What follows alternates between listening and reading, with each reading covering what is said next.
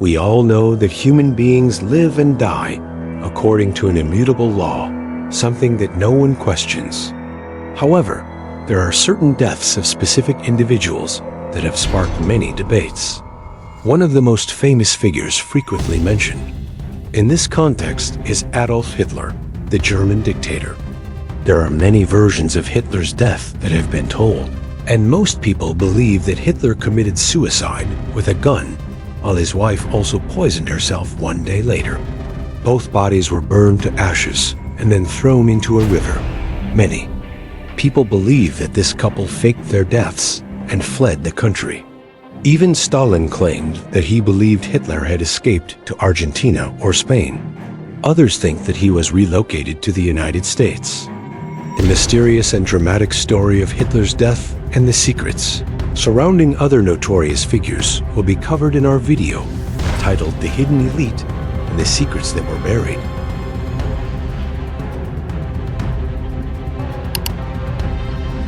In the 1940s, during the height of World War II, outside the battlefield, Nazi Germany under Adolf Hitler's leadership was displaying a terrifying and unstoppable power on the front lines. In the intelligence war, the battle was just as fierce, with the KGB, CIA, and Nazi intelligence all closely monitoring the situation of their enemies. In this context, MI5, the British intelligence agency, took a special action. They created a highly secret medical file and kept it hidden for 15 years. This file included X-ray images stored in this special medical record, and of course, it belonged to a very special individual, a 55-year-old man whose X-ray showed he had miraculously survived an explosion near the brain. The reason they stored a special medical record about this man was because he was of extreme interest to the British government. Can you guess who he was? His name was Adolf Hitler. Hitler's miraculous survival occurred in 1944 after a failed bombing assassination attempt. The bomb did not take Hitler's life, but it left him with a minor ear injury, some burns, and small wounds. Of course, the conspirators realized that if Hitler didn't die, they would be the ones to end up in coffins. But who was behind this plot? It wasn't a random individual, nor was it the Allied forces or the Soviet Union. Rather, it was a high-ranking officer within the Nazi ranks, Claus von Stauffenberg. As the war turned against Germany, the brutality of Hitler's orders increased, causing growing discontent among many Germans, both within and outside the military. They began secretly plotting to assassinate their leader. Since the soldiers might not rise up against the man they had entrusted with their lives and futures, those closest to Hitler sought to eliminate him. Von Stauffenberg, a newly promoted colonel who commanded the reserve forces, was the perfect candidate for this mission.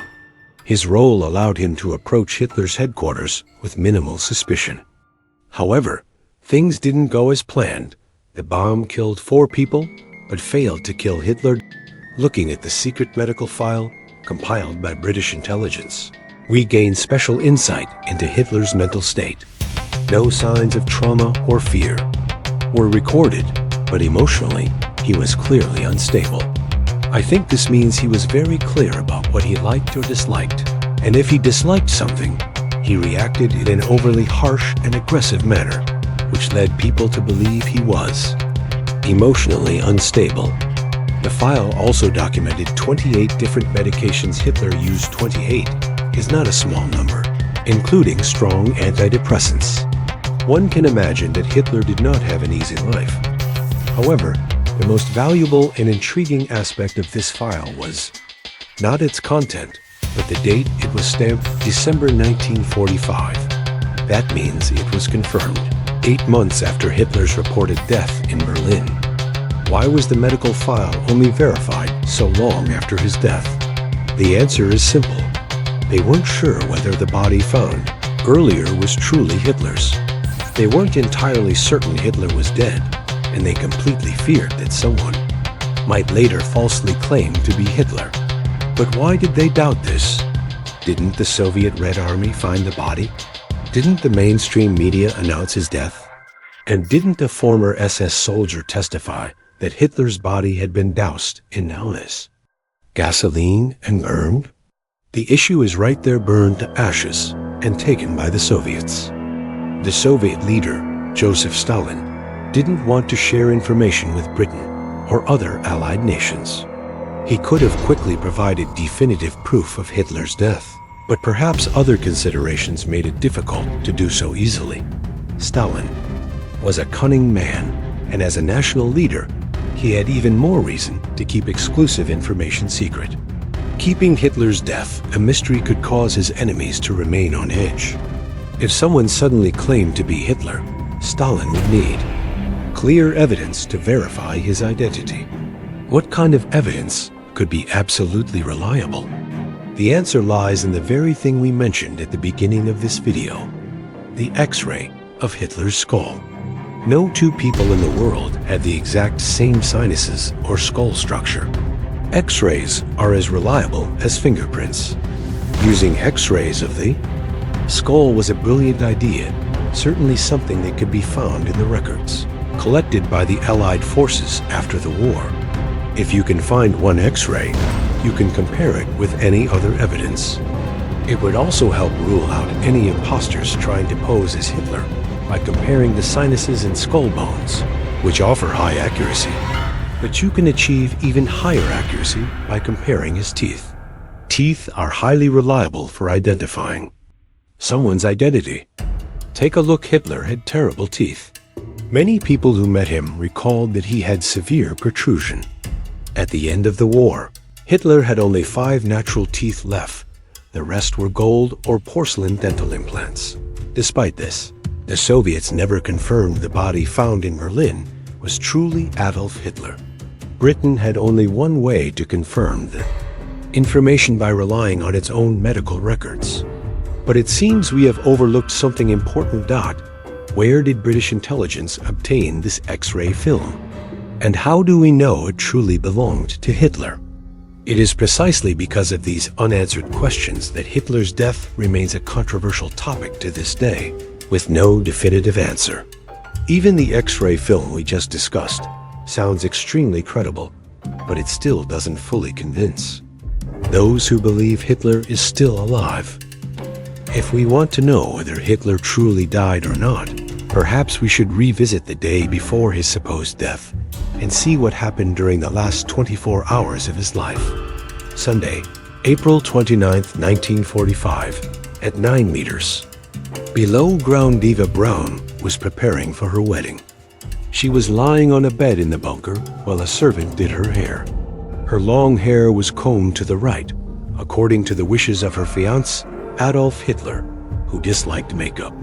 Eva applied light makeup to look natural. She had chosen a black silk evening dress, black suede Ferragamo heels, a gold bracelet with pink gemstones, a jade necklace, and her favorite diamond watch. Tonight, 14 years after starting a secret relationship with Hitler, she would finally marry the man she loved. Look how happy they were. Anyone would be happy marrying a national leader, right? However, Eva had never imagined that her wedding would take place underground, as Russian tanks were rumbling into central Berlin. On the surface, it was no longer safe. This bunker had a 3-meter thick concrete roof, a stairway connecting to an older bunker above, and a corridor leading to the 4 bunkers' office, hospital, garage, and a network of rooms for ministers and officials. It was very safe. That Eva had been there since January and had the most comfortable and beautiful room, complete with clothes, jewelry, and necessary furniture. Meanwhile, above ground, German soldiers were digging a grave for this man. Helmut Weidling, the commander of Berlin's defense, and General Hans Krebs had just been executed half an hour ago on Hitler's orders. He was a cavalry officer who served in the bunker, but was discovered trying to flee with money, jewelry, and a woman who wasn't his wife. Hitler didn't really care much about killing a close subordinate at this point. He had more important things to think about. 0 hours 10 minutes. Adolf Hitler sat in his room in the bunker, reading his political will to his secretary. Initially, she was excited, thinking she would be the first to hear why Germany had lost the war. But as she listened to Hitler's monotonous voice, she became increasingly disappointed. Hitler didn't reveal anything, didn't explain or express. Regret, just old accusations against the Jews that she had heard too, many times before. Then Hitler met with his generals in the meeting room. For half an hour, he screamed and ranted about the failure, betrayal, and corruption of his subordinates. Then he collapsed in tears, dismissed the Air Force, and admitted defeat in the war, the first time he had truly acknowledged failure. However, Hitler still had one important thing to do before leaving this world. Yes, he still had a wedding to attend. Hitler and Eva were 23 years apart in age. They met in October 1929, when Eva was a 17-year-old assistant in a Munich photography studio. Within 2 years, Hitler began inviting Eva for coffee, opera, and eventually lived together. The early years of their relationship were difficult for Eva because Hitler rarely called her and often disappointed her. Eva tried to commit suicide twice, and after a suicide attempt in May 1935, left her unconscious. Hitler decided to accept Eva as his official mistress. Besides being Hitler's lover, Eva dreamed of becoming a Hollywood actress. She once dreamed that after the war, she could play herself in a film about their life, but that dream would never come true. On April 30th, 1945, in the morning, news of Mussolini's death shocked Hitler. The Italian dictator's body was paraded through the streets by an angry mob and hung upside down. Hitler issued precise instructions for his body to be destroyed after death. Then he and his wife went into their private room, closed the door, and a single gunshot was heard. Officers rushed in and found Hitler lying on a sofa, blood everywhere. He had taken a cyanide capsule before shooting himself in the right temple.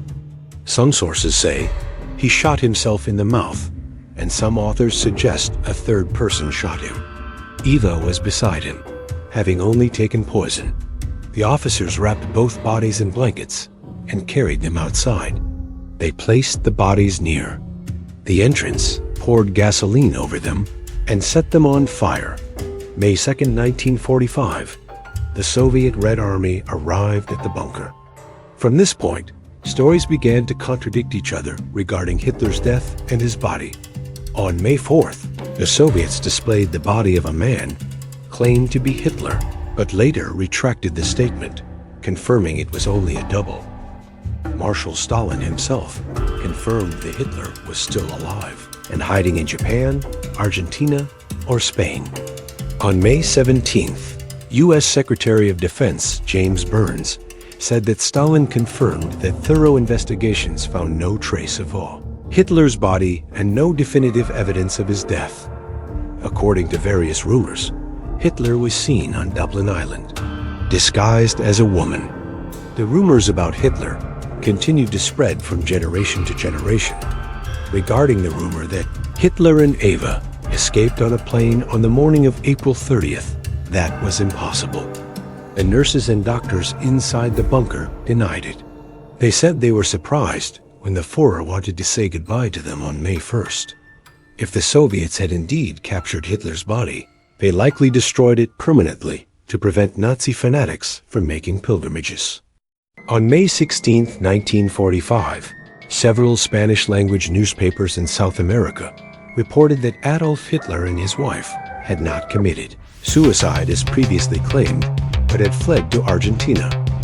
According to a declassified FBI document, some U.S. government officials were informed that many years after World War II, Hitler and Eva were still living normally in the village of La Angostura, in the city of Bariloche, 800 kilometers south of Buenos Aires, near the Chilean border, and right at the foot of the Andes Mountains. However, as previously mentioned, the Soviet army, upon entering the bunker, reported that Hitler and Eva had committed suicide, and their bodies were identified. Yet this FBI document contradicts all of the above.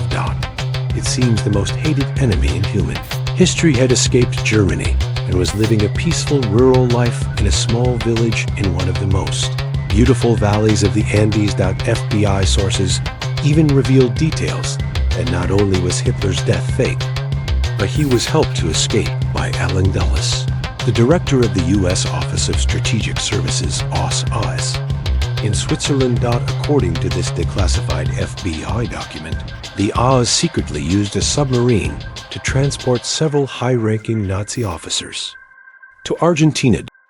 But where did these documents and information come from? How accurate were they compared to reality?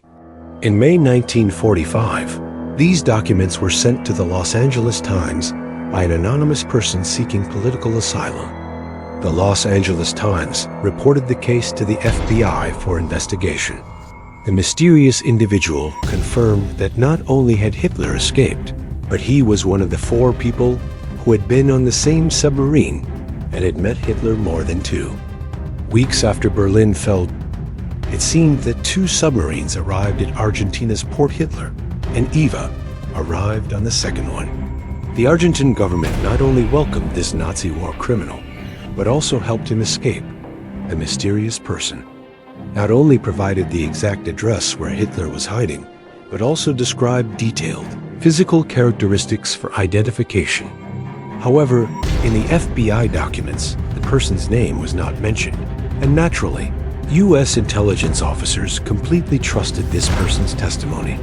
Apparently, someone among the high-ranking FBI officials ordered the information about Hitler still being alive and his hiding location to be covered up.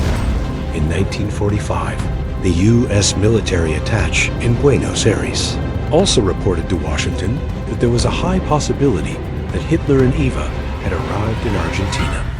Investigators even tracked down the German submarine U-530, which appeared off the coast of Argentina to confirm the story.